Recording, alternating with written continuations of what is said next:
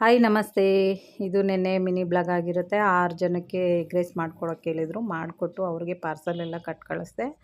ಮತ್ತು ಅತ್ತೆ ಇನ್ನು ಎಗ್ ರೈಸ್ ಎಲ್ಲ ತಿನ್ನಲ್ಲ ಒಂದೊಂದು ಸರಿ, ಹಂಗಾಗಿ ಅವ್ರಿಗೋಸ್ಕರ ಮುದ್ದೆ ಮಾಡಿದೆ. ಮುದ್ದೆ ಮಾಡಿ ತರಕಾರಿ ಸಾಂಬಾರು ಮಾಡಿದ್ದೆ. ಅವರು ಬೇಡಮ್ಮ ನನಗೆ ಯಾಕೋ ಆರೋಗ್ಯ ಸರಿ ಇಲ್ಲ ಅಂದರು. ನಮ್ಮ ಯಜಮಾನ್ರು ಇದ್ದಕ್ಕಿದ್ದಂಗೆ ಅವ್ರಿಗೆ ಐಸ್ ಕ್ರೀಮ್ ತೊಗೊಂಬಂದು ಕೊಟ್ಬಿಟ್ಟು ಅವ್ರಿಗೆ ಕೋಲ್ಡು ಕೆಮ್ಮು ಆ ಥರ ಮಾಡಿಬಿಟ್ಟಿದ್ದಾರೆ. ಮಲಗಿದ್ದಾರೆ ಪಾಪ. ಇವ್ರು ಮಾತ್ರ ನನಗೆ ದೋಸೆ ಹಾಕ್ಬಿಟ್ಟು ಕೆಂಪು ಖಾರ ಹಾಕ್ಕೊಡು, ಚಟ್ನಿ ಮಾಡಿಕೊಡು ಅಂತ ಇದ್ದಾರೆ. ಇವ್ರು ಮಾತ್ರ ಈ ಥರ ತಿಂತಾರೆ. ಅವ್ರಿಗೆ ಮುದ್ದೆ ಈರುಳ್ಳಿ ಎಲ್ಲ ಹಾಕ್ಬಿಟ್ಟು ಅವ್ರಿಗೆ ಕಲಿಸ್ಕೊಟ್ಟೆ ಕುಡಿದ್ರು. ಅವರು ಚೆನ್ನಾಗಿದ್ದರೆ ಆರೋಗ್ಯವಾಗಿ ಅದೊಂದು ಕೆಲಸ ಇದೊಂದು ಕೆಲಸ ಮಾಡ್ತಾನೇ ಇರ್ತಾರೆ.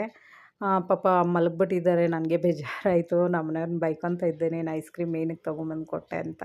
ಇಲ್ಲ ಹೀಟು ಕೋಲ್ಡು ಎರಡೂ ಒಂದೇ ಸರಿ ಆಗಿರೋದ್ರಿಂದ ಹಂಗೆ ಆಗಿಬಿಟ್ಟಿದೆ ಅಂತೇಳ್ಬಿಟ್ಟು ಮೊಸರು ಕಲಿಸ್ಕೊಟ್ಟಿದ್ದು. ಮತ್ತು ನಾನು ಇನ್ನು ಸಾಯಂಕಾಲದ ಆರ್ಡರ್ಸ್ ಇದೆಯಲ್ಲ ಅಂತೇಳ್ಬಿಟ್ಟು ತರಕಾರಿ ಎಲ್ಲ ಪಾಪ ಬಿಡಿಸಿಟ್ಟಿದ್ರು ಅತ್ತೆನೇ. ಇನ್ನು ಮೂಲಂಗಿ ಎಲ್ಲ ಕಟ್ ಮಾಡಿಕೊಂಡು ಪಾತ್ರೆಗೆ ಹಾಕ್ಕೊಂಡು ಬೇಯಿಸೋಕ್ಕಿಟ್ಟೆ ನಾನು. ಒಂದು ಕಡೆ ವಿಸಿಲ್ ಇಕ್ಕಿದ್ದೀನಿ ಬೇಳೆ ಬೇಯೋಕ್ಕೆ ಅಂತೇಳ್ಬಿಟ್ಟು.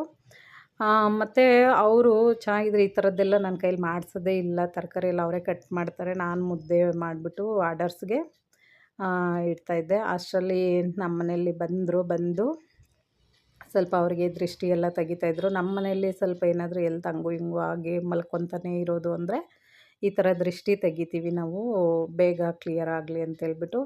ಇದಾಗಿತ್ತು ನೆನ್ನೆಯ ಮಿನಿ ಬ್ಲಾಗ್. Thank you.